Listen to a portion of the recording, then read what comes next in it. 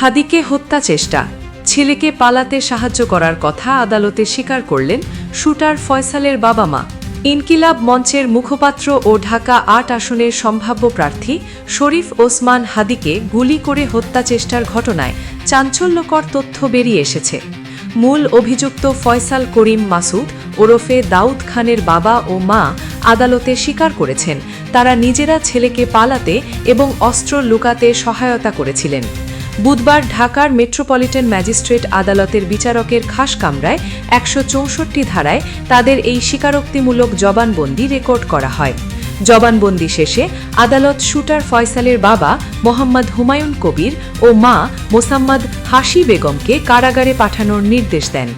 এর আগে গত মঙ্গলবার ভোরে দক্ষিণ কেরানীগঞ্জের হাসনাবাদ হাউজিং এলাকায় বিশেষ অভিযান চালিয়ে তাদের গ্রেপ্তার করে র্যাব ১০। পরে তাদের ঢাকা মহানগর গোয়েন্দা পুলিশের কাছে হস্তান্তর করা হয়। র্যাবের দেওয়া তথ্য মতে ঘটনার দিন রাতে অভিযুক্ত ফয়সাল রাজধানীর আগারগাঁওয়ে তার বোন জেসমিন আক্তারের বাসায় আত্মগোপন করেন। সেখানে তিনি সাথে থাকা একটি কালো ব্যাগ এবং নিজের ব্যবহৃত মোবাইল ফোন সরিয়ে ফেলার চেষ্টা করেন।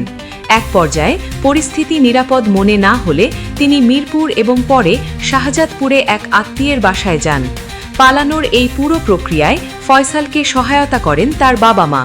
ফয়সালের বাবা হুমায়ুন কবির নিজে সিএনজি ভাড়া করে দেন এবং ছেলের হাতে কিছু টাকাও তুলে দেন।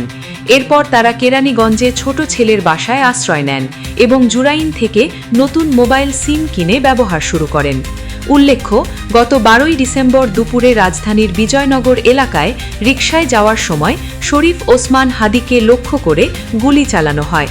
এতে তিনি মাথায় গুরুতর আঘাত পান। এ ঘটনায় ১৪ই ডিসেম্বর ইনকিলাব মঞ্চের পক্ষ থেকে হত্যা চেষ্টা মামলা দায়ের করা হয়।